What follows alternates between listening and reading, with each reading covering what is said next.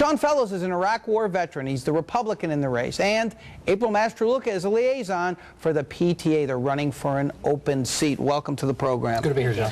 All right, let's talk about the elections being choices, and I'm going to start with you. Why are you the better choice in this race?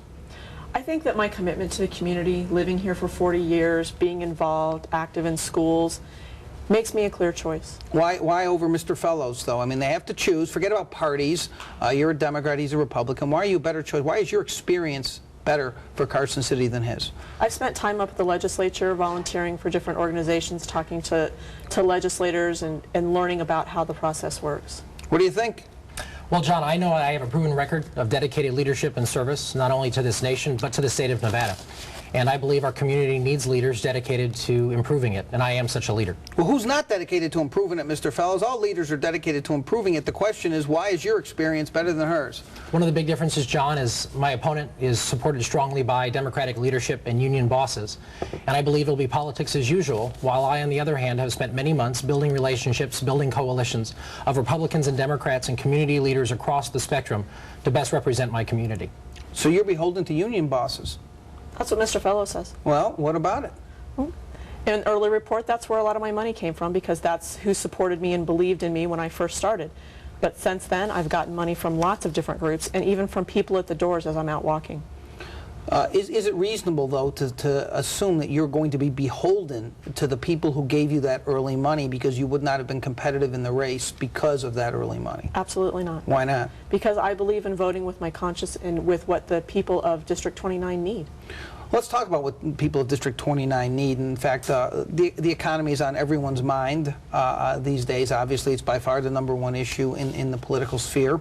Let me show you what you had to say about your economic priorities. This is from your campaign website, Ms. Mastruluca. Keep taxes low and help small businesses succeed. Address our foreclosure crisis by increasing access to credible counseling for those in jeopardy or losing their homes, assisting renters being evicted from foreclosed homes, and strengthening our laws on mortgage fraud. Create new jobs for our state through the development of renewable energy. Enhance career and technical education opportunities in our schools, and continue to work to increase the availability of affordable housing. All right, you're going to do a lot, apparently, if you get up there. Let's just take a couple of those things and talk about what you're going to do. Continue to work to increase the availability of affordable housing has become an even bigger issue. What are you going to do as a legislator? Well, I know that the interim committee is working on some different ideas about trying to find funding for especially teachers and people who are first-time home buyers to try and make things more equitable. Well, but what are your ideas, though? We know what the interim committee is doing. People are saying, all right, this woman's running for the legislature. She must have some of her own ideas on this. What are your ideas? I do have ideas, and some of them involve looking at different programs. There's federal programs of money that we're not even going after that we could be using to help people in these situations. Keep taxes low. Really? Well, in today's economy, we have to. And small businesses are in trouble in this state because they pay so much in taxes, is that right? I think that small businesses need some help.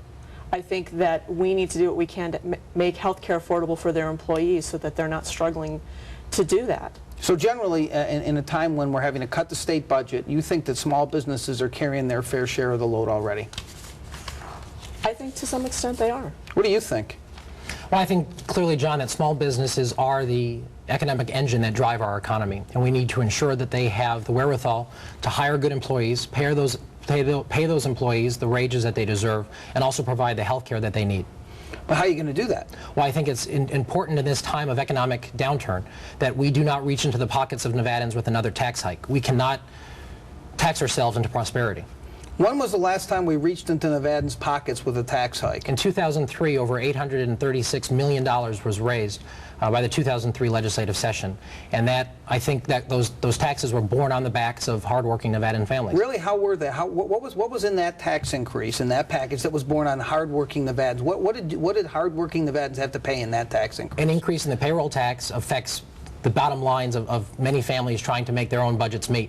When a family is strapped for cash trying to pay for the increasing economic costs of energy, fuel, and other cost of living increases that we're seeing throughout the state, a increase in the payroll tax directly has a negative effect on them because of the effect on their payroll. So that $836 million tax increase should be wiped off the books then, essentially, is what you believe, correct? I believe that we should not go forward with asking for more revenue sources. That's not what I asked you. You think that $836 million tax increase should be wiped off the books? I'm not saying that. What I'm saying is we should not at this time add additional tax increases and additional revenue. We need to take advantage of the current revenue streams that we already have. All right, education is obviously a huge issue. You both have plenty of rhetoric about education on your websites and in your pieces. Let's get beyond the rhetoric. You've been involved with education for quite some time. Give us something new.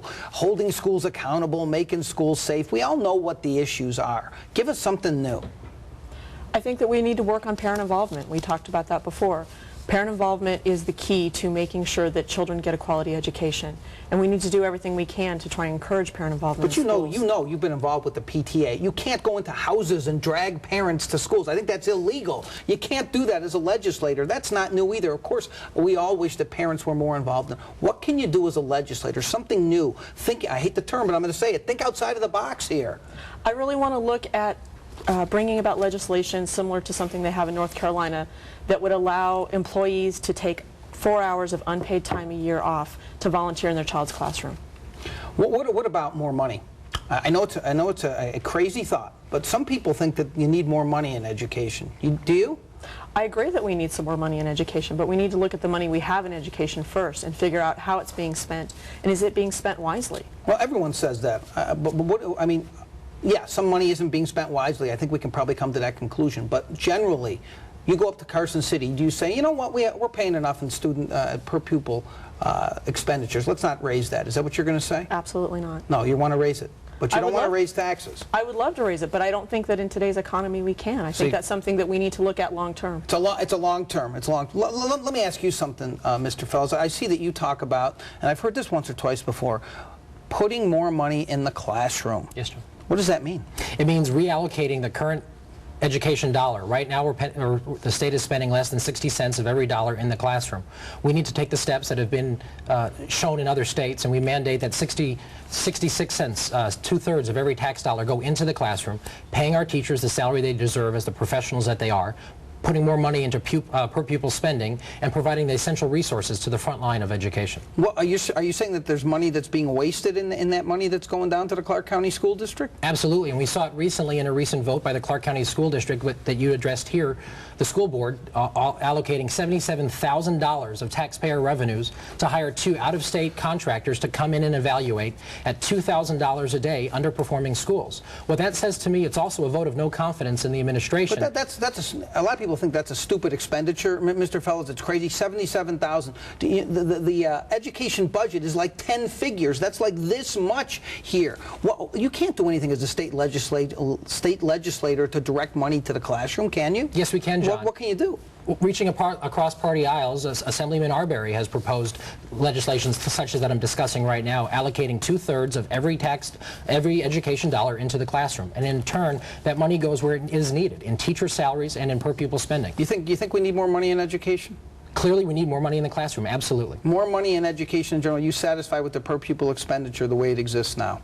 I'm not satisfied in the way that they are currently spending their current revenues. They need to spend more money in the classroom to provide the essential resources on the front lines of where the education is being handled. Well, we're not going to get past that one. Let's talk about, we have a couple minutes, let's talk about health care. Let me show you something that you had to say, Mr. Fellows, which I thought was very, very interesting on your website about the hepatitis scare, which still people are worried about here. Government failed leading up to the hepatitis crisis by being complacent and allowing it to occur. Safeguards must be in place to ensure that it never happens again.